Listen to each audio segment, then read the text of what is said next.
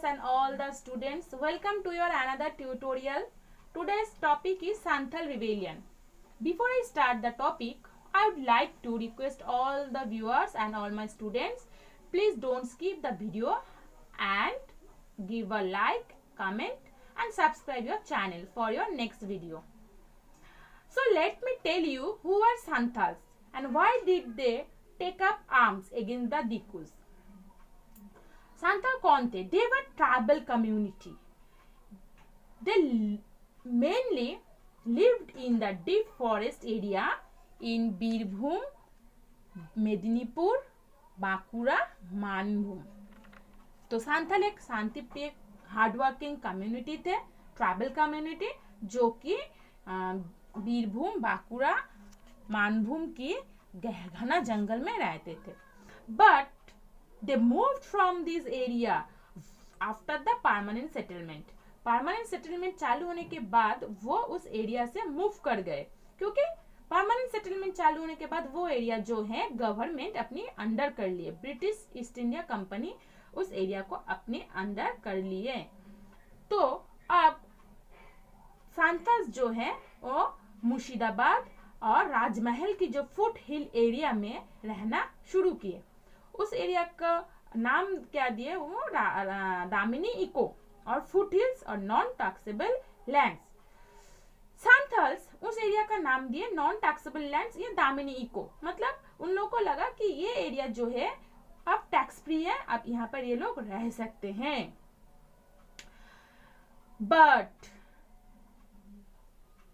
डिकूज means zamindars, money lenders, outsiders and British government. Mainly जो सांथल्स की community की जो एनिमीज थे उन्हें सांथल डिकूज कहते थे. ठीक है, तो ये क्या किए? Started travelling them again. फिर से इन लोगों को परेशान करना शुरू किए. परेशान मतलब कैसे परेशान करना शुरू किए, वही उसके बारे में हम लोग जानेंगे. चलो शुरू करते हैं. सांथल जब अपना एरिया चेंज करके दूसरी एरिया में रहना शुरू किए तो वो एरिया पहले क्या था? टैक्स फ्री था. लेकिन बहुत ही कम समय में ही वो एरिया भी ब्रिटिश अपने अंडर कर लिए और उस एरिया के ऊपर भी क्या लगा दिया? टैक्स रिवेन्यू, लैंड रिवेन्यू चालू कर दिए. पहले लैंड रिवेन्यू बहुत कम था, लेकिन धीरे धीरे क्या हुआ?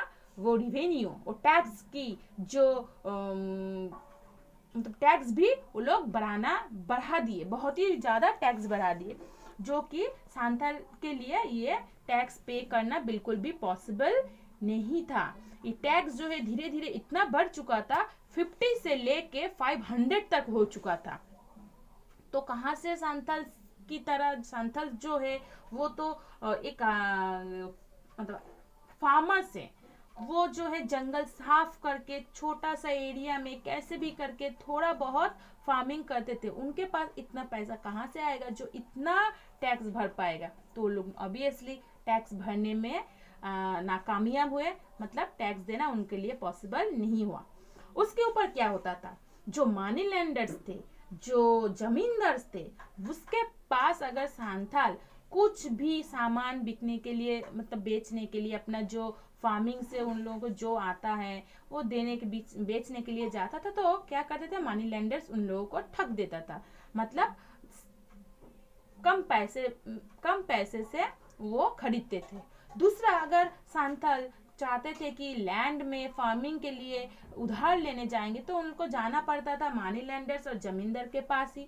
अब एक बार अगर कोई सांथल उधार ले लेता था तो लाइफ भर, जिंदगी भर उनको उधारी से छुटकारा नहीं मिलता था. ऐसे देखा जाता है कि कोई एक जन उधार लेता था तो उसकी जो जनरेशन है, जनरेशन टू जनरेशन सबको इसकी भरपाई करना पड़ता था. ठीक है, ऊपर से तो एक इसमें रिलीजियन कॉजेस भी है. मतलब Christian missionaries always tried to convert them in the Christian community. मतलब क्रिश्चियन मिशनरीज चाहते थे सांथल्स को कैसे भी करके क्रिश्चियन रिलीजियंस में कन्वर्ट करने के लिए. ठीक है, लेकिन सांथल्स को ये बिल्कुल भी पसंद नहीं था. ऊपर से तो था ये जमींदार्स, मनी लैंडर्स की टॉर्चर.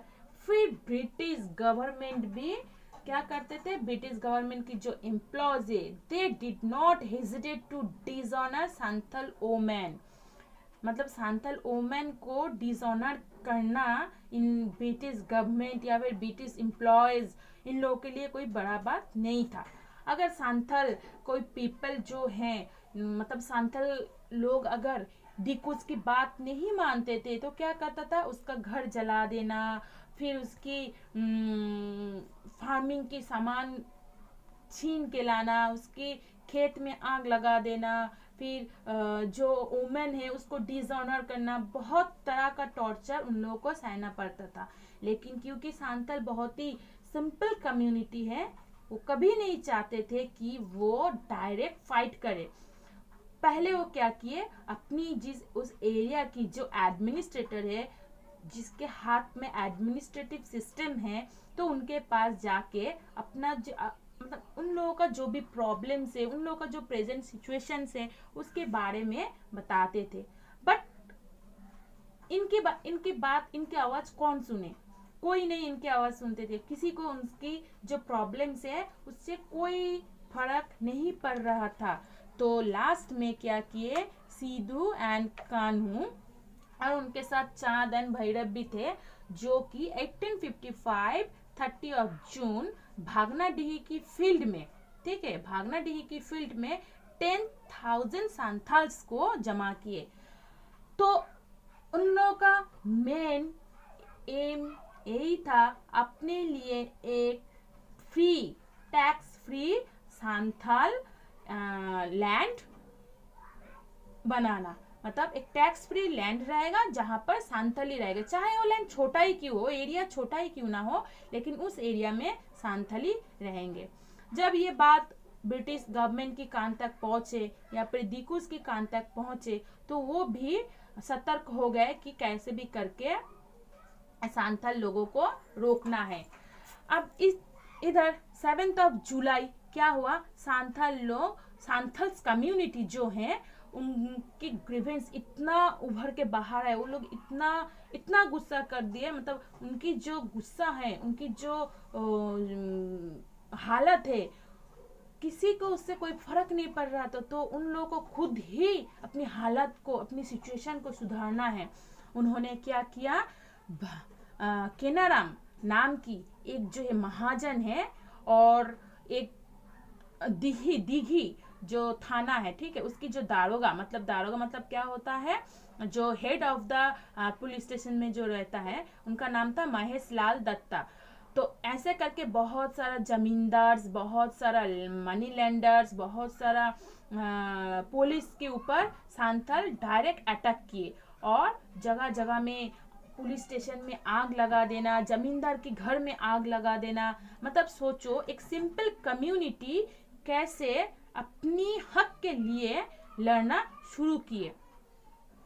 तब ब्रिटिश जब देखे कि मतलब धीरे धीरे जो है भागनाडीही से लेके ये जो आग है रांची तक पहुंच गए, मिदनापुर, पुरुलिया, भागलपुर, सब जगह में फैल गए, ठीक है। सब जगह की सांथल्स जो है, सांथल्स छोड़ो, दूसरा कम्युनिटी के लोग भी जो है, जो कि ट्राइबल कम्युनिटी है, वो भी क्या किए, दिकुस की खिलाफ फाइट करने के लिए एकदम अपने मन बना लिए।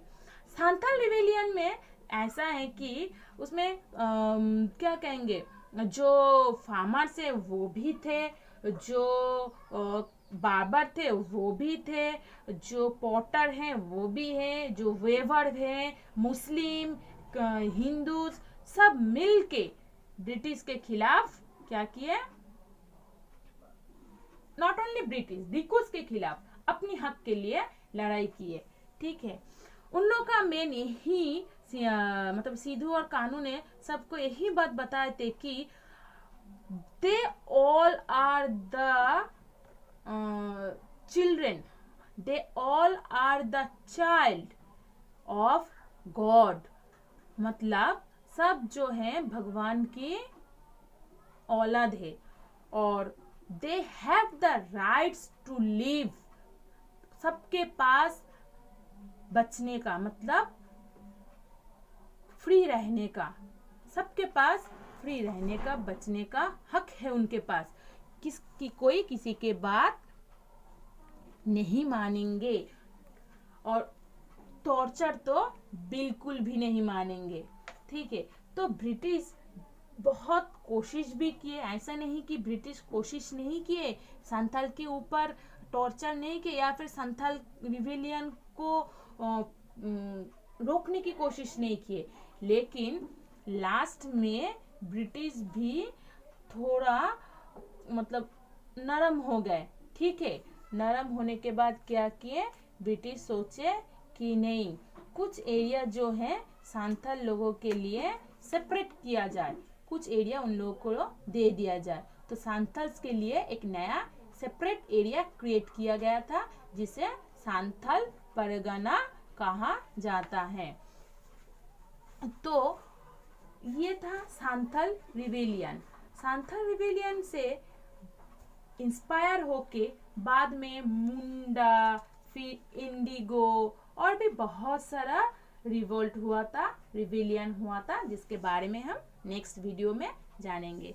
तो all of you please keep safe and be happy.